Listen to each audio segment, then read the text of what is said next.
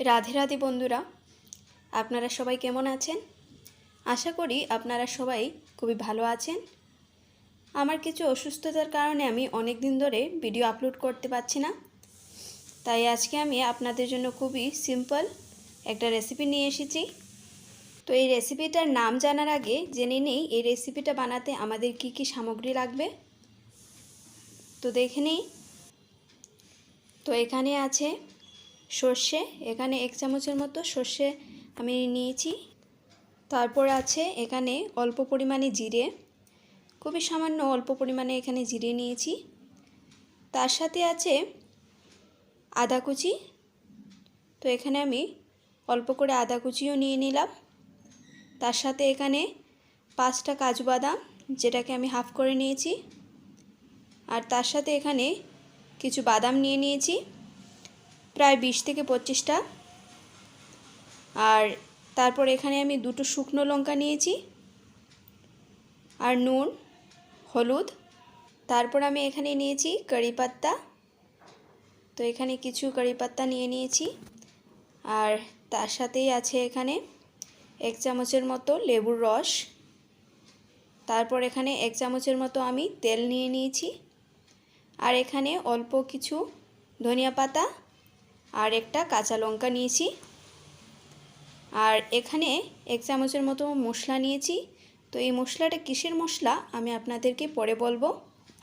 তাহলে চলুন এখন আমরা রেসিপিটা শুরু করি। তো প্রথমেই কড়াইটা বসিয়ে দিই, ইন্ডাকশনটা অন করে দিলাম। এবার প্রথমে কড়াইয়ের মধ্যে দিয়ে দেব 1 চামচের পরিমাণ তেল। তো এখানে আমি সানফ্লাওয়ার অয়েল ব্যবহার করেছি। তারপর আমি এতে দিয়ে দেব হাফ চামচের পরিমাণ সর্ষে। এইবার দিয়ে দেব অল্প পরিমাণে জিরে। তো এই জিরেটা অপশনাল, আপনারা চাইলে নাও দিতে পারেন, কোনো অসুবিধা নেই। তারপর দিয়ে দিলাম 2টো শুকনো লঙ্কা। তো এই রেসিপিতে জিরেটা না দিলেও কোনো অসুবিধা নেই, কিন্তু আমার জিরের ফ্লেভারটা ভালো লাগে, তার জন্য আমি অল্প করে জিরেটা দিয়ে দিলাম। তো একটু নাড়াচাড়া করে নেব, ফ্লেমটাকেও মিডিয়ামে রাখবো, লো টু মিডিয়ামে ফ্লেমটা রাখলাম। তো হালকা করে লঙ্কা, সর্ষে, জিরেগুলো ভাজা হয়ে গেলে এর মধ্যে দিয়ে দেব কেটে রাখা আদা, হাফ চামচেরও কম। এগুলোকে ভালো করে ভেজে নেব। তো আদা, লঙ্কা, জিরে, সর্ষে এসবগুলো ভাজা হয়ে গেলে এবার আমি এতে দিয়ে দেব কেটে রাখা কাজুর টুকরো। কাজুর টুকরোটা দিয়ে দিলাম, তারই সাথে আমি বাদামটাও দিয়ে দেব। আর এই সবগুলোকে ভালো করে আবার ভেজে নেব।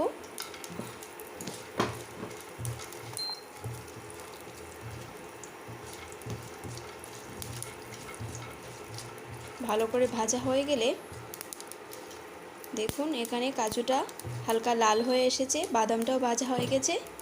তো এবার আমি এতে দিয়ে দেব কারি পাত্তা। তো এখানে কারি পাত্তাটাও দিয়ে দিলাম। এবার এতে আমি দিয়ে দেব অল্প করে হলুদ। তো এখানে আমি হাফ চামচেরও কম পরিমাণে হলুদ দিয়ে দিলাম। হলুদটা দেওয়ার পর একটু নাড়াচাড়া করে নেব।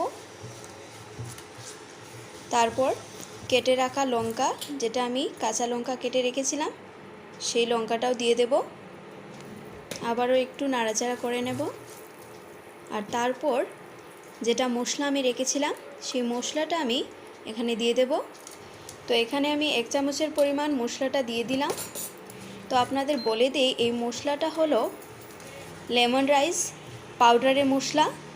তো আজকে যে রেসিপিটা আমি বানাতে চলেছি সেটা হলো লেমন রাইস। এটা আমাদের সাউথ ইন্ডিয়াতে খুবই প্রসিদ্ধ। তারপর আমি এখানে দিয়ে দিলাম রাইস। তো এটা বয়েল করা রাইস। আপনারা চাইলে এখানে বিরিয়ানির রাইসও দিতে পারেন, বা আপনারা ঘরে যে রাইসটা খান সেই রাইস দিয়েও এই লেমন রাইসটা বানাতে পারেন। তো আমি এখানে যে রাইসটা ঘরে খাই সেই রাইসটাই আমি এটাতে দিয়ে দিলাম। এইবার সব মশলার সাথে এই রাইসটা ভালোভাবে মিশিয়ে নেব। মেশানো হয়ে গেলে এতে টেস্ট অনুযায়ী নুনটা দিয়ে দেব। তো এখানে আমি নুনটা দিয়ে দিলাম। এইবার এখানে আমি দিয়ে দেব 1 চামচের পরিমাণ লেবুর রস। আর এইগুলো দেওয়া হয়ে গেলে 1 থেকে 2 মিনিট ভালোভাবে এটাকে নাড়াচাড়া করব। আর এই সময় ফ্লেমটাকে একদম লো করে দিয়েছি। একটু সময় নাড়াচাড়া করা হয়ে গেলে তারপর আমি ফ্লেমটা অফ করে দেব। তো দেখুন এখানে আমার লেমন রাইস একবারে রেডি। তারপর আমি উপরের দিকে অল্প করে ছড়িয়ে দিলাম ধনিয়া পাতা কুচিও দিয়ে দিলাম। তো আপনারা চাইলে এই রেসিপিটা ঘরে বানাতে পারেন খুবই কম সময়ের মধ্যে, আর খুবই সহজে এই রেসিপিটা ঘরে তৈরি করা যায়। এই রেসিপিটা বানাতে কিন্তু খুবই কম সময় লাগে, আর ঘরে থাকা উপকরণ দিয়ে আপনারা খুবই সহজে এই রেসিপিটা বানাতে পারেন। আরেকটা কথা বলে দিই, এই লেমন রাইসটা বানাতে কিন্তু আমাদের ছোলার ডাল আর উড়দ ডাল এই দুটো ডালেরই ব্যবহার করতে হয়, কিন্তু আজকে আমি ব্যবহার করিনি কারণ আমার কাছে লেমন রাইস পাউডার মশলাটা ছিল, আর এটা আপনারা যে কোনো দোকানে পেয়ে যেতে পারেন। আর এই মশলার মধ্যে সব কিছুই দেওয়া থাকে, তাই নতুন করে আর দেওয়ার কোনো প্রয়োজন হয় না। তো দেখুন আপনারা কত ঝুরঝুরে লেমন রাইসটা তৈরি হয়েছে।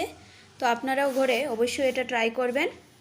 আর আপনাদের যদি আমার এই রেসিপিটা ভালো লেগে থাকে অবশ্যই আমার চ্যানেলটাকে সাবস্ক্রাইব করে নিতে ভুলবেন না। দেখা হবে আরেকটা নতুন রেসিপির সাথে, ততক্ষণের জন্য সুস্থ থাকবেন, ভালো থাকবেন, রাধে রাধে।